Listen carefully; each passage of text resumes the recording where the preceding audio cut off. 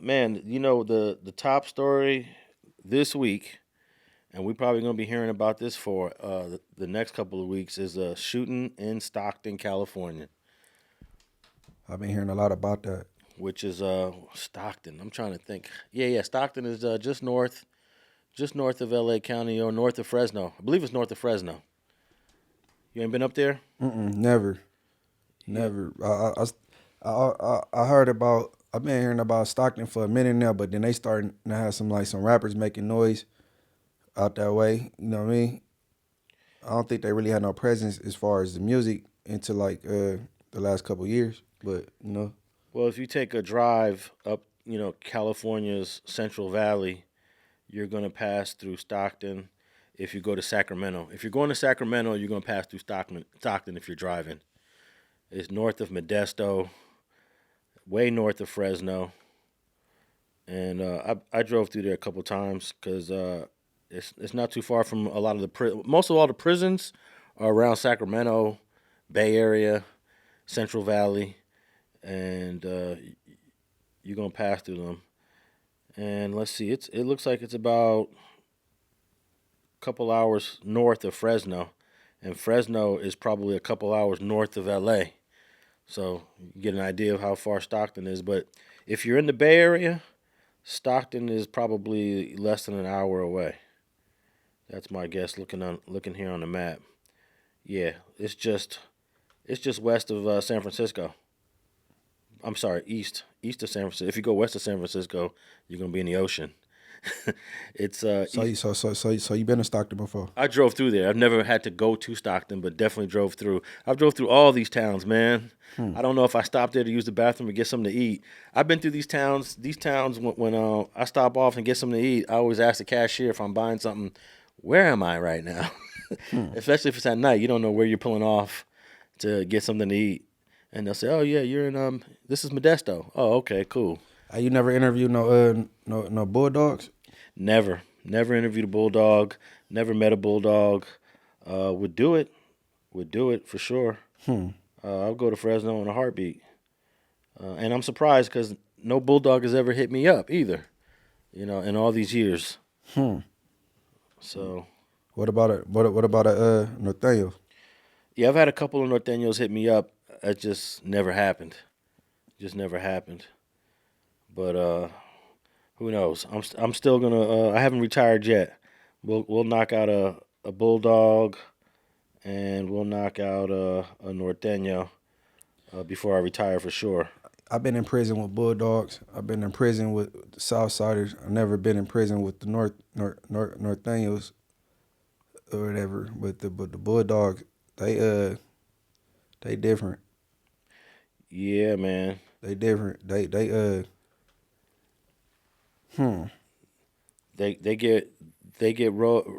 get ridden off most yards where their Southsiders are at, and they're always outnumbered.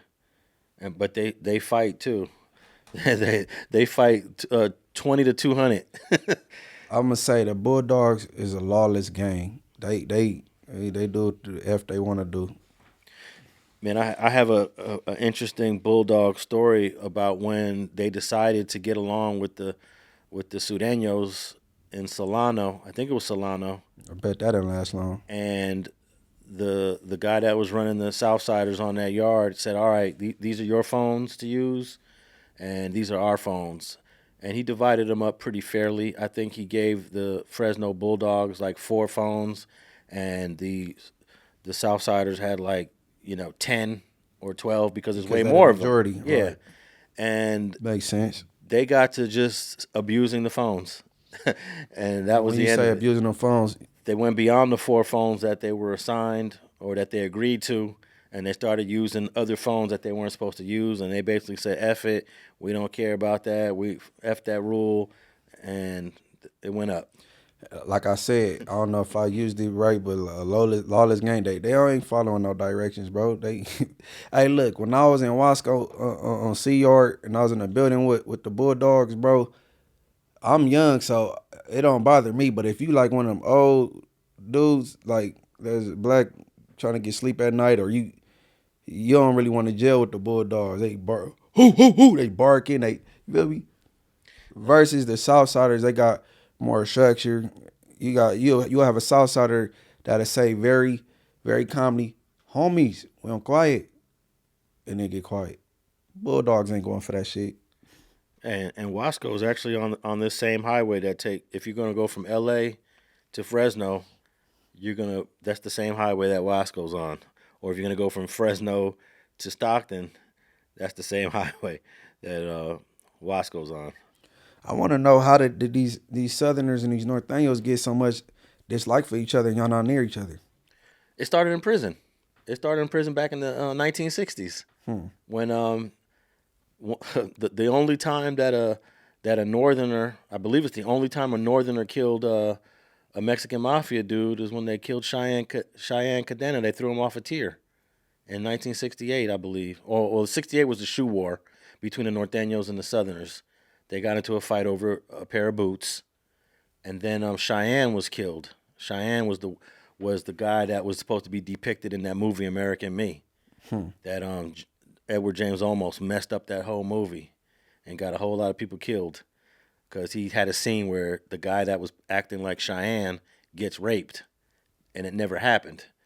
He just thought it would be when in an interview they asked Edward James Olmos, "Why did you add that rape scene when that never happened?" He said, "Well, I just wanted to send a good message, and let the kids know that if this is what could happen to you in prison." The rape scene that changed everything.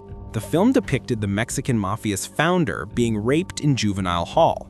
This never happened. It was fiction created for the film. But here's why this matters. According to the gang's code and culture, this portrayal was one of the most offensive things Olmos could have possibly depicted. To the Mexican Mafia, homosexuality of any kind is an affront to their ideology, and a sexual assault violates a man's honor in a way that demands response.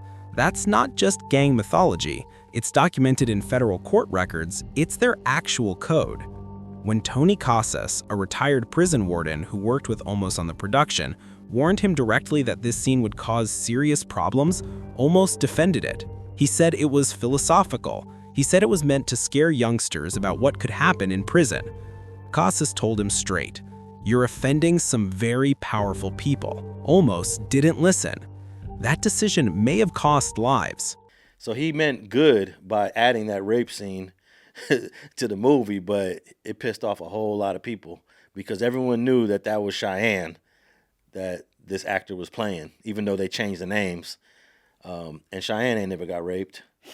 So that's the whole beef started when the shoe war in 1968, and then they killed Cheyenne. I can't remember what year they killed Cheyenne, but they threw him off a tier. Cheyenne tried to create the truce between the South and the North, and it didn't go the way he wanted to, and they killed him. And it's been up ever since until recently, until about 6-7 years ago. There's been a truce between the North and the South. Yeah, I've been hearing. Yeah. So this goes back to the 60s all the way up until, let's say, the late 20-teens, early 2020s is when these truce talks were in effect. So what's that, 50 years of beefing? Sheesh. 50 years of beefing. But yeah, it started in prison. And it's kind of ridiculous because they're all Mexicans, And back in them days, there was no separation between North and South. There's NF dudes that were from the South in the early days, and there's Mexican Mafia dudes that are from the North in the early days. You had dudes from San Francisco. They made guys from all over. It didn't matter. And then this divide kicked in, and then that's when the NF dudes were strictly North and Mexican Mafia was strictly South. But in the early days, it wasn't even no separation between North and South. But yeah, we got this shooting, man, that just happened in Stockton, man. Let me see if I got a couple clips here, and then I got an article, and then I got a reaction from the Vice Mayor of Stockton. And I don't know if anyone knows. Most people don't know. Maybe they do. And then we'll talk about it. But let me get our first clip going here. Search continues in Stockton for the suspect in a deadly mass shooting at what's being described as a children's birthday party in a banquet hall. This all happened just after 6 yesterday evening on Lucille Avenue near Thornton Road. Investigators calling it a targeted attack. The family event, a party ending with gunfire on Thanksgiving weekend. This right here is video from the scene last night. Investigators say a suspect is still on the run. This is what San Joaquin District Attorney Ron Freitas had to say. It's our understanding at this time that the individual responsible is still outstanding. If you have any information as to this individual, reach out immediately. And if you are this individual, turn yourself in immediately.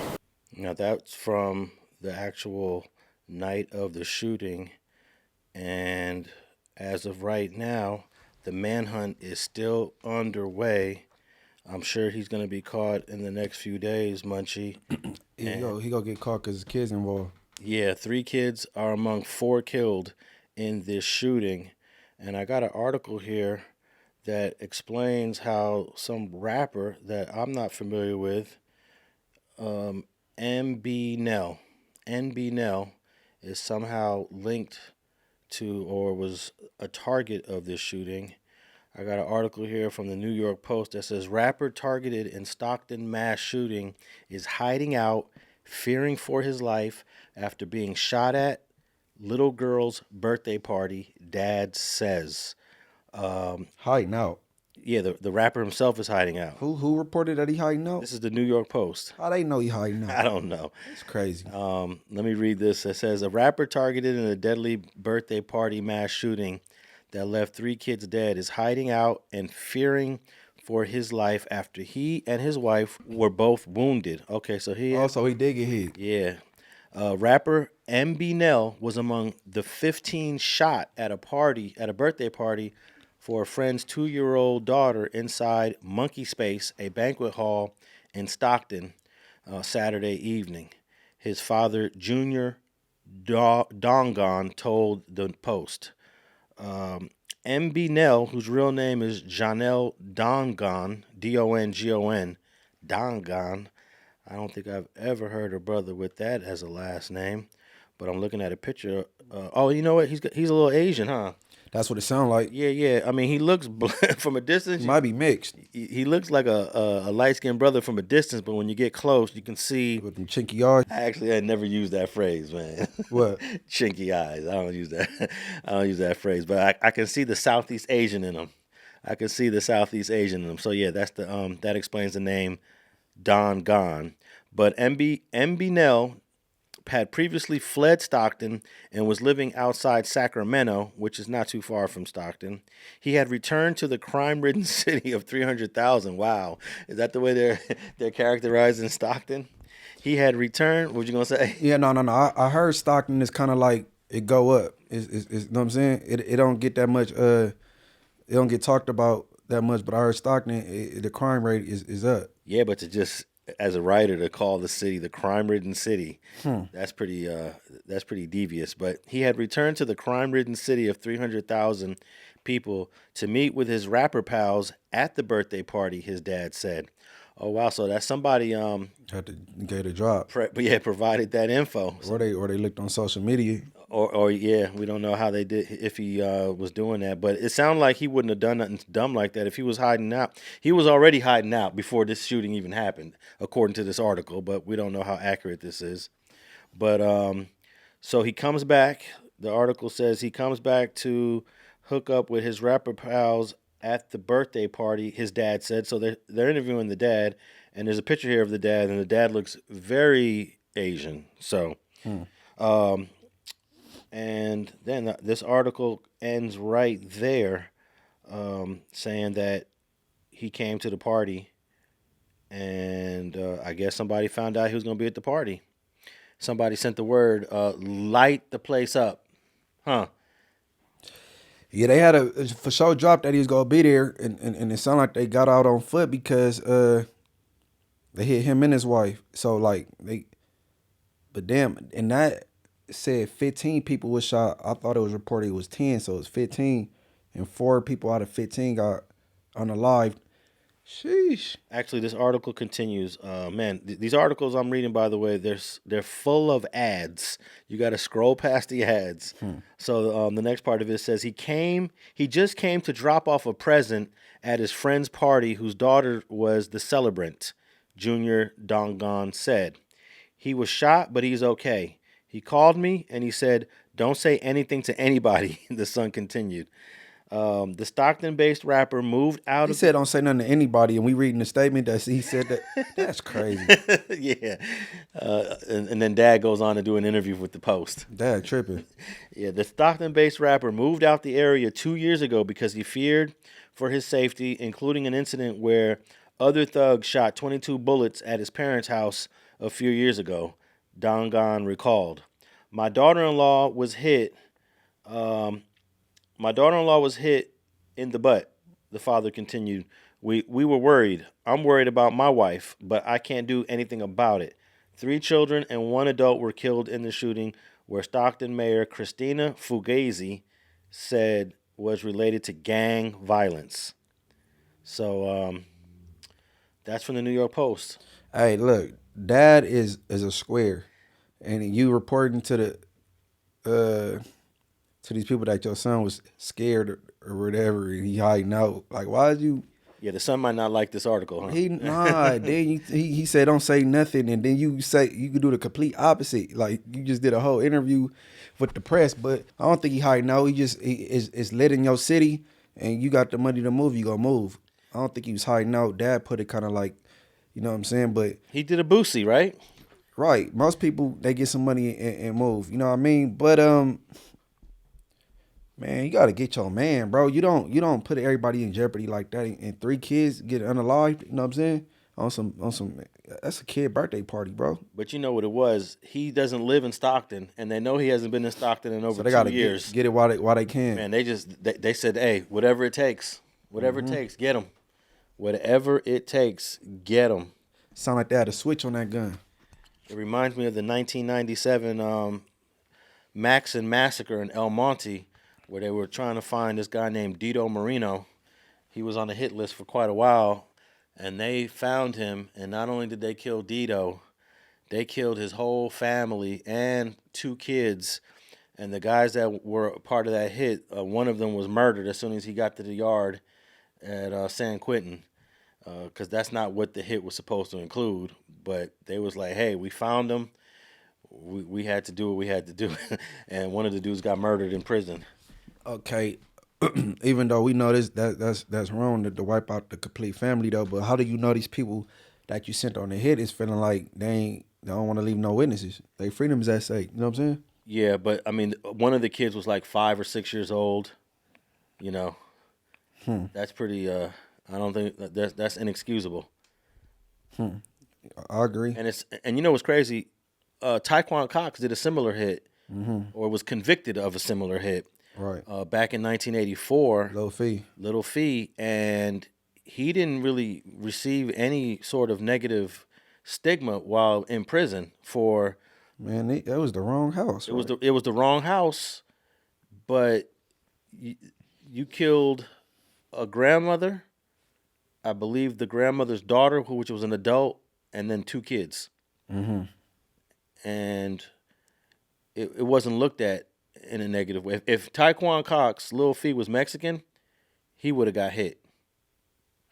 He would have got hit, you know. And whoever these dudes are in this shooting, I don't know what race the assailants are, but if they're Latino, they're in trouble if they go to prison. I haven't heard of MBNel into this incident, but it sounds like he got he on the top of the op list. He didn't put in some work, and it was a must do. You gotta, like, you know what I'm saying, like, we gotta get it done now, or they wasn't gonna miss the opportunity.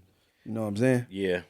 It was like one of them type get ups. It seemed like, man, but bro, you still get your man, bro. You don't like put out kids in jeopardy, and you know what I'm saying? I could imagine the dudes went in there and everyone started running and scattering, and while they're trying to shoot MBNel, they're hitting other people. They're hitting other people inadvertently, accidentally. They didn't give a F. MBNel. I'm almost certain that everyone else that got hit, that was accidental. You know, they were going for MBNel, and MBNel was probably running, ducking, diving, you know, trying to save his life, and in the process, everybody else is getting hit. I got another clip here from a press conference, clip number 2.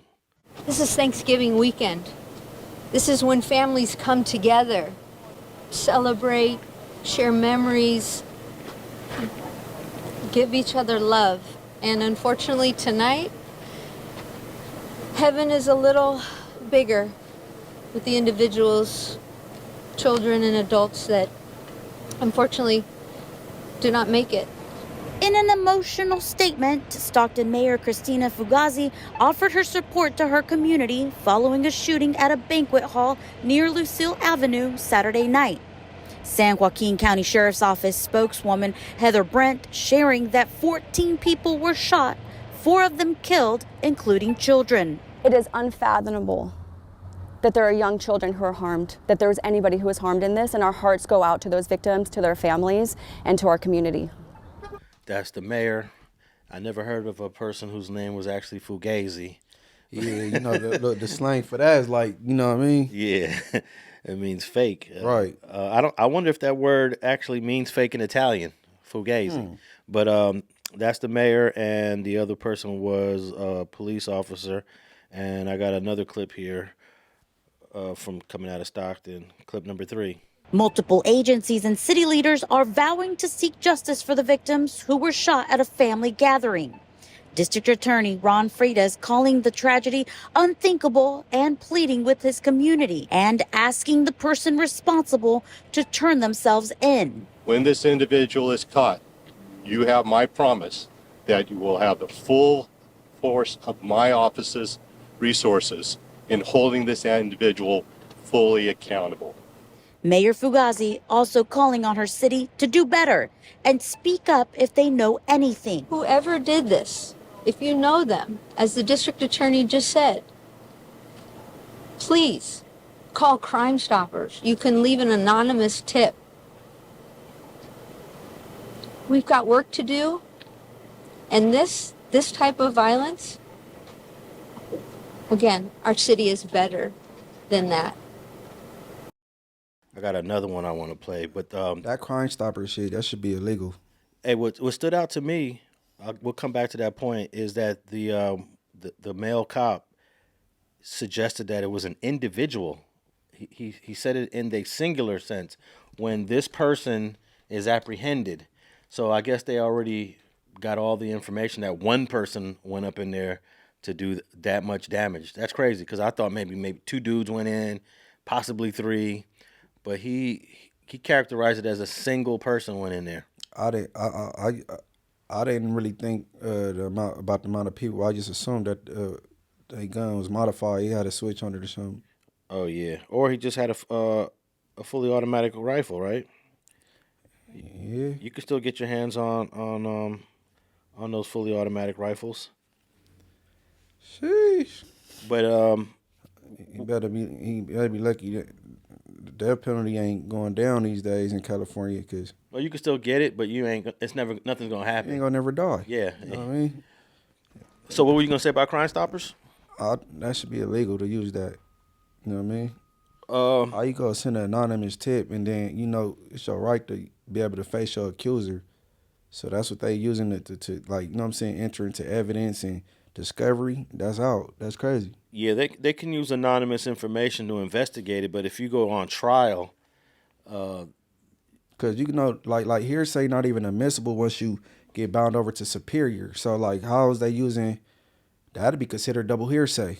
You know what I mean? So how is they using a Crime Stopper tip to further their investigation? because it's just an investigation, that they're not going to use a Crime Stopper tip in trial. Just use it as a lead. Yeah, that's how a lot of these cases start off, with some anonymous tip, and then eventually you get to some witnesses that are willing to come to court and testify. That's what they're hoping. But what do you think this guy's gonna do? Turn himself in, or just wait to get caught, or he's gonna shoot it out, or we're gonna find out he domed himself? We're gonna find him in the bathroom somewhere. He's somewhere hiding. He ain't about to turn himself in. You turning yourself into a life sentence. Yeah, You ain't never coming home, bro. but there's a good chance that once you're in the corner by the police, they're gonna kill you. You know, if you want to survive, it's good to call your lawyer and say I want to turn myself in peacefully. You don't want to get apprehended by them. You know, If you want to turn yourself and go to the grocery store and then have them come get you out of aisle 5 or something, because they ain't gonna do all that shooting in the grocery store because they will kill you. But like Eric Holder did. He walked them to that medical center, and then he told them people who he was, and then that it wasn't gonna be no manhunt for Eric Holder. This hit different. This is a mass shooting, and kids was unalive. You know what I mean? yeah. But Eric Holder turned himself in 2 days later, so he didn't really. There was no chance for a manhunt. I don't think he felt his safety was at. He tried to turn himself into a mental institution so he could have a better fight. Yeah, but he didn't. He never was a part of that mental institution. He just went there and got arrested. He got documentation that being in mental institutions in the past. Yeah, that's correct. But that particular place had nothing to do with any of his previous care. I thought he kind of picked that place just because he knew that he wouldn't get shot and killed by I don't think it matter which one he went to. But he didn't want to get. I believe he didn't want to get shot and killed by the police. He knew that, once you're armed and dangerous, anytime they put the armed and dangerous on you, and your face is on the news, I don't even know if they have a face for this guy. I haven't seen. Let me ask you something. So, as far as this Eric Holder situation, you think the police actually cared? They not gonna take it as serious as a cop killer, or you know what I'm saying? Well, they care about their own lives. If you're armed and dangerous, and they already know you pulled out 2 straps and domed a rapper in broad daylight, they're not taking chances with you. They'll shoot you in a second, and they'll easily get away with it. There's no if they killed Eric Holder, nobody would be tripping on those police, right? Nobody would be tripping. They could say, look, he was armed and dangerous. We saw it was a bulge in his pants. And a lot of those cops are waiting for their first kill. I saw this one thing about how they congratulate each other and high-five each other in the lockers when you get your first kill. I'm like, that's barbaric. Horrible. Yeah. So Eric Holder would have been a perfect person to kill as a police officer. He's wanted. He's on the run. He just murdered someone in broad daylight. Who else is he going to murder? They always put that out there. He's dangerous. He'll probably kill again. And I think somebody talked to Eric, said, man, turn yourself in. He didn't know where to go. Yeah, he didn't know where to go. Well, nobody dealing with that. You not coming over here. You know what I mean? Everybody shutting their door on you. He had no choice but to turn himself in. You know what I mean? He got to hang out with that girl one last day. I think he got to smoke some weed. And then that was it. Probably hit one more time. And that was it. But, hey, that mayor of Stockton that we heard on clip number 2, she doesn't get along with the vice mayor of Stockton. Now, we don't have vice mayor here in L.A., so this whole vice mayor thing is kind of new to me. But the vice mayor is somebody that we all know. And let me play a clip of the vice mayor talking about how he felt about this Stockton shooting. Let's play the vice mayor. Let me see. Let me pull up the clip right now. Never been gangster to kill kids. Never. It's never been gangster to kill kids. You went in a birthday party and shot people's children. So I know we're here. We want, if I could just, parents brought their children out and they left with medical examiners. That is not human. That is not human. And I will say to those who are thinking of retaliation, when my brother got murdered, I thought about it too. It's human to want to hurt people who hurt people you love. But I had a choice to make, and I hope that the people out there in our community make the right choice and contact law enforcement, call me, call the mayor, call whoever you know, call the pastors, call your friend, turn yourself in. Because at some point, the redemption for what you did is gonna happen when you see the person that created you.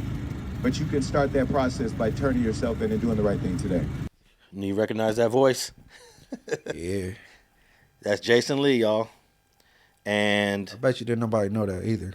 I didn't know he was the vice mayor of Stockton.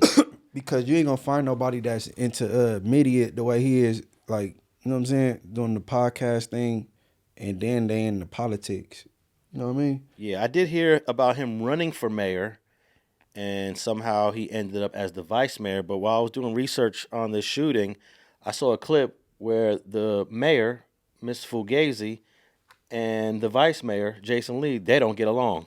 Questions of transparency and dysfunction within Stockton city leadership. A planned special meeting surrounding the use of public funds is abruptly canceled, all while the mayor and vice mayor continue to feud. Yeah, Marley, just 2 days after Stockton Mayor Christina Fugazi announced she's starting an ad hoc committee to hold Vice Mayor Jason Lee accountable with a litany of accusations, Vice Mayor Lee was originally planning on holding a special meeting tonight to hold Mayor Fugazi accountable. However, that meeting tonight never happened. Mayor Christina Fugazi, Councilmember Michelle Padilla, Councilmember Mariela Ponce, and Councilmember Brando Villapuda didn't show up to tonight's special council meeting. Vice Mayor Lee, Councilmember Mario Enriquez, and Councilmember Michael Blower did.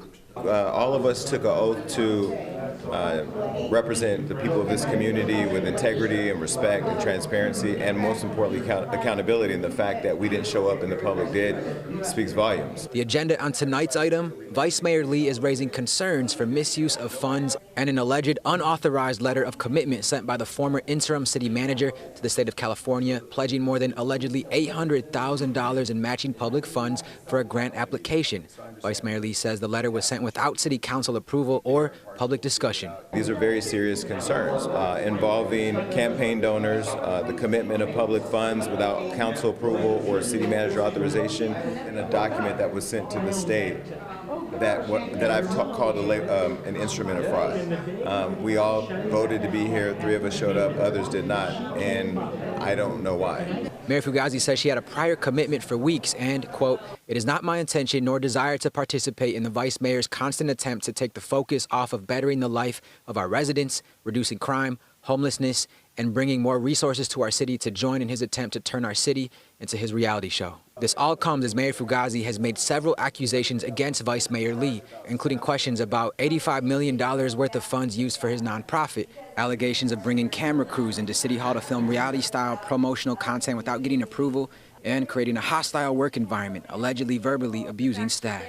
So I don't know what that's over. I didn't get to really. Good guess. I mean, he gay. You know what I mean? So, like, gay people be real, you know, catty and get into other females, and you know what I mean? Yeah, but this is Jason Lee's hometown. And he said his brother was murdered.